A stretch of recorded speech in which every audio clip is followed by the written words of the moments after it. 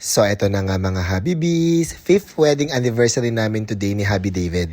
And simple lang ang celebration namin today. Gusto lang namin manood ng sine ni Habi David at saka mag-dinner. Matagal na niya ako niyayayang manood ng Barbie, maganda daw kasi yung movie. Kaya pumunta kami dito sa Evia Lifestyle Center para manood. Hindi kami nakapag-book ng ticket online kaya pumili na lang kami sa bilihan ng ticket.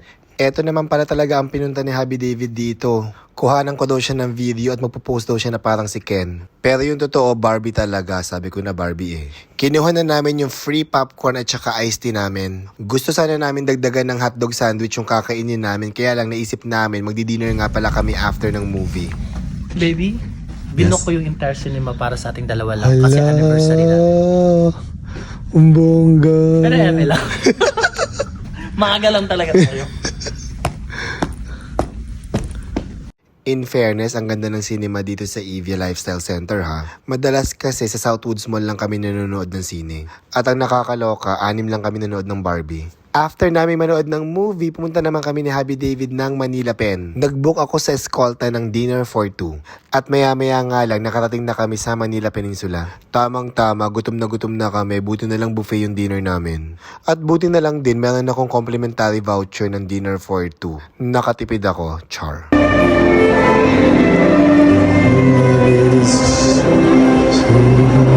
Second time na namin kumain ni Habi David na magkasama sa Escolta. At gusto talaga namin dito kasi ang ganda ng ambience. And masarap din naman ang mga food nila. At eto na nga, nakarating na kami sa reserve table namin ni Habi David. Excited na kaming kumain, gutom na gutom kami, nakakaloka. Una kong pinuntahan ang paborito kong shrimp tempura. Kumuha agad ako ng mga 10, char lang. Si Habi David naman hindi agad kumain, nag-ikot-ikot muna siya, tinignan niya kung anong mga pagkain ang meron. Sa dami ng pagkain, nag-iisip siya kung anong una niyang kakainin. Marami naman daw kaming time, kaya wag daw ako magmadaling kumain, nakakaloka. At eto, naabutan naman niya ako na humihingi ng sashimi. Paborito ko kasi talaga ang salmon sashimi, as in. 2 order agad ang hiningi ko. Ang dami ko na nakuhang food pero si Habi David nag-iikot pa rin. Kuhanan daw muna niya ng video yung mga pagkain dito. At gusto rin daw talaga niya makita muna lahat ng pagkain bago daw siya mag-start. At maya-maya nga lang, eto, nakita ko na si Habi David may kinukuhang pagkain. Una niyang pinuntahan ang bread section. O diba ang taray, samantalang ako tempura agad, wala nang patumpik-tumpik pa, nakakaloka. At tingnan nyo naman yung mga pagkain na kinuha ko compared kay Habi David, o diba ang konti nung sa kanya. Diet daw kasi siya pero char lang.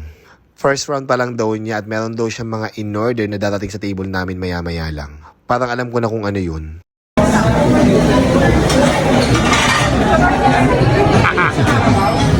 You're gonna help me eat it. No. No, it's not good.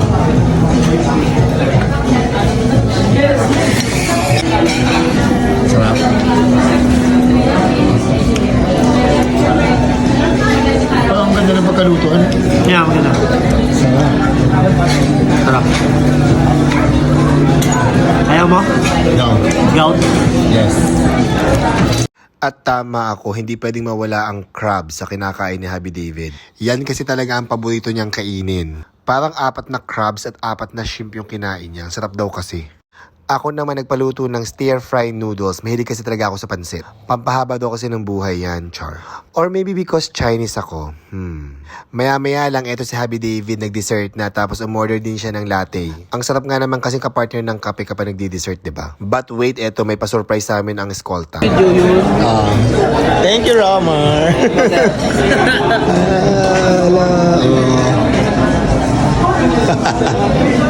May pa-happy anniversary sa atin ang Escolta, Manila. In fairness sa ang cute ng pakik ng Escolta. And salamat kay Romar kasi nanonood daw siya ng mga videos namin sa mga social media accounts namin. At dahil busog na rin kami ni Habi David, pinatake out na lang namin yung cake namin. Go. Sobrang busog ko. Super busog din ako. Thank you, I love you. I love you. Let's go. The anniversary. Anniversary.